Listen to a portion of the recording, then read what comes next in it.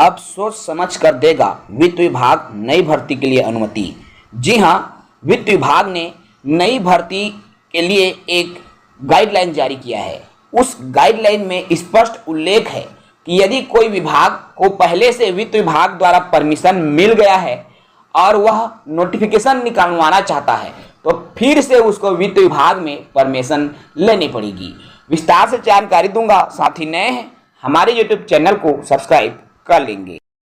जैसा कि छत्तीसगढ़ शासन वित्त विभाग के तरफ से ये विज्ञापन प्रकाशित हुआ है, समस्त विभाग छत्तीसगढ़ के, जिसमें राजस्व से लेकर जितने भी विभाग आते हैं सभी विभागों को स्पष्ट निर्देश दिया गया है। और ये निर्देश किस विषय पर है? तो विषय है रिक्त पदों पर नियुक्ति के संबंध में, जिसमें कहा गया है कि सीधी भर्ती के रिक्त पदों को भरने के पूर्व वित्त विभाग की अनुमति प्राप्त करने के लिए निर्देश दिए गए हैं।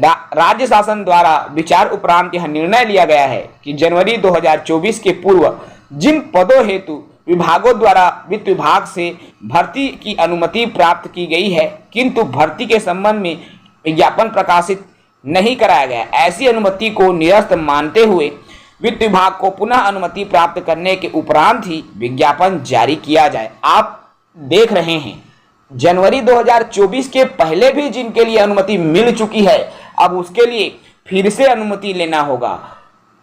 अब सुनने में आ रहा है कि छत्तीसगढ़ सरकार के पास, छत्तीसगढ़ सरकार को कर्ज का बोझ और ज्यादा बढ़ गया है छत्तीसगढ़ सरकार पर, इसलिए अब जो है छत्तीसगढ़ की सरकार सोच समझकर निर्णय लेने जा रही है। जी हाँ, किसी भी नौकरी को निकालने से पहले वो बार बार सोचेंगे कि वास्तव में क्या उस नौकरी की जरूरत है इस राज्य को, उन पदों की जरूरत है इस राज्य को, और यदि लगता है कि मैन पावर की वास्तव में जरूरत है तभी भर्ती निकाली जाएगी। ये मैं नहीं, ये आदेश बोल रहा है, ये निर्देश बोल रहा है, ये एक गाइडलाइन है जो कि वित्त विभाग द्वारा जारी किया गया है, ये बोल रहा है। तो साथियों, ऐसे में क्या प्रदेश में उन वृत्तियों की बात कर रहा हूं जो अभी सिर्फ घोषणाओं में शामिल था, इनके लिए किसी तरह से वित्त विभाग से परमिशन नहीं मिली है, तो क्या ऐसी भर्तियां निकल पाएंगी इस वर्ष? ये सबसे बड़ा सवाल है। सवाल इसलिए भी बनता है क्योंकि पूर्व शिक्षा मंत्री के द्वारा 33,000 पदों पर शिक्षक भर्ती का जिक्र ऑलरेडी कर दिया था, फिर भी क्या उसके लिए विभागीय परमिशन दी गई? क्या उनके लिए वित्त द्वारा परमिशन मिला? तो सुनने में यही आता है कि वित्त विभाग में लटकी पड़ी है, रोक के रखा गया है। तो क्या लगता है कि क्या उन पदों को परमिशन नहीं मिलेगी? तो इसके लिए इस कार्य को सफल बनाने की जिम्मेदारी आपकी, हमारी, हम सब की है। और इसी रणनीति को, इसी कार्य को सफल बनाने के लिए ही छत्तीसगढ़ प्रशिक्षित डीएड एवं बीएड संगठन 21 सितंबर को एक जन आंदोलन करने जा रहा है। और इस जन आंदोलन में बच्चे, बुजुर्ग, सफाई कर्मचारी, रसोइया सभी को शामिल करने का लक्ष्य रखा गया है और सबकी मांग को रखने का लक्ष्य रखा गया है।